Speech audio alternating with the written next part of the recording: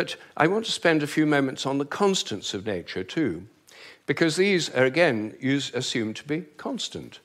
Things like the gravitational constant, the speed of light, are called the fundamental constants. Are they really constant?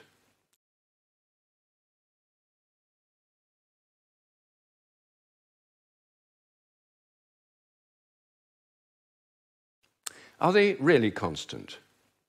Well, when I got interested in this question, I tried to find out. They're given in physics handbooks. Handbooks of physics list the existing fundamental constants, tell you their value. But I wanted to see if they'd changed, so I got the old volumes of physical handbooks. I went to the Patent Office Library here in London, and they're the only place I could find that kept the old volumes. Normally people throw them away when the new values come out. They throw away the old ones.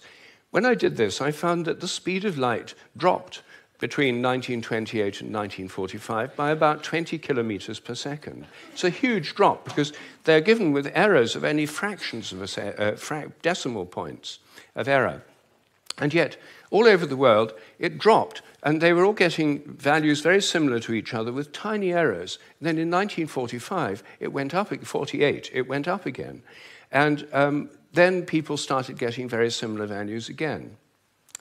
I was very intrigued by this, and I couldn't make sense of it. So I went to see the head of metrology at the National Physical Laboratory in Teddington.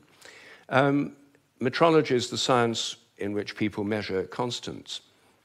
And I asked him about this. I said, what do you make of this drop in the speed of light between 1928 and 1945? And he said, oh dear, he said, you've uncovered the most embarrassing episode in the history of our science.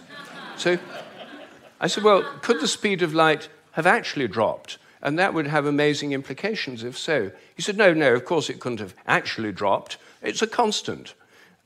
So, well then how do you explain the fact everyone was finding it going much slower during that period? Is it because they were fudging their results to get what they thought other people should be getting, and the whole thing was just produced in the minds of physicists? We don't like to use the word fudge. I said, well, what do you prefer? He said, well, we prefer to call it intellectual phase locking.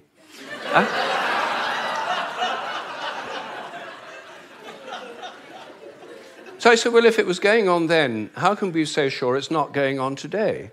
And that the present values are produced by intellectual phase locking. And he said, oh, we know that's not the case. I said, how do we know? He said, we've solved the problem. And I said, well, how? He said, well, we fixed the speed of light by definition in 1972. So I said, but it might still change. He said, yes, but we'd never know it because we've defined the meter in terms of the speed of light. So the units had changed with it. So he looked very pleased about that. They'd fixed that problem. But I said, well, then what about big G, the gravitational constant known in the trade as big G? It's written with a capital G, Newton's universal gravitational constant. That's varied by more than 1.3% in recent years.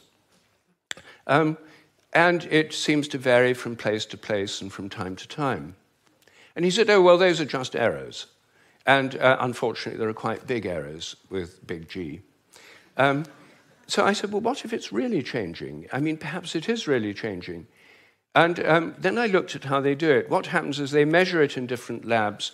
They get different values on different days, and then they average them. And then other labs around the world do the same, and they come out usually with a rather different average. And then the International Committee on Metrology meets every 10 years or so and average the ones from labs around the world to come up with the value of big G. But what if G were actually fluctuating?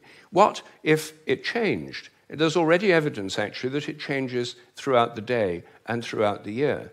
What if the Earth, as it moves through the galactic environment, went through patches of dark matter or other environmental factors that could alter it?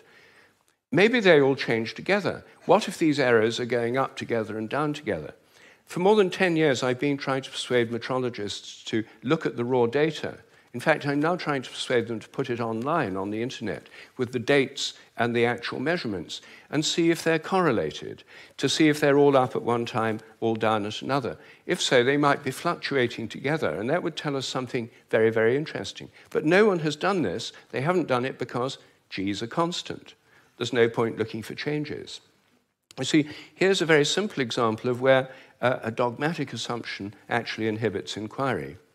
I myself think that the constants may vary quite considerably, well, within narrow limits, but they may all be varying. And I think the day will come when scientific journals like Nature have a weekly report on the constants, like stock market reports in newspapers. You know, this week, big G was slightly up, the charge on the electron was down, the speed of light held steady, and so on.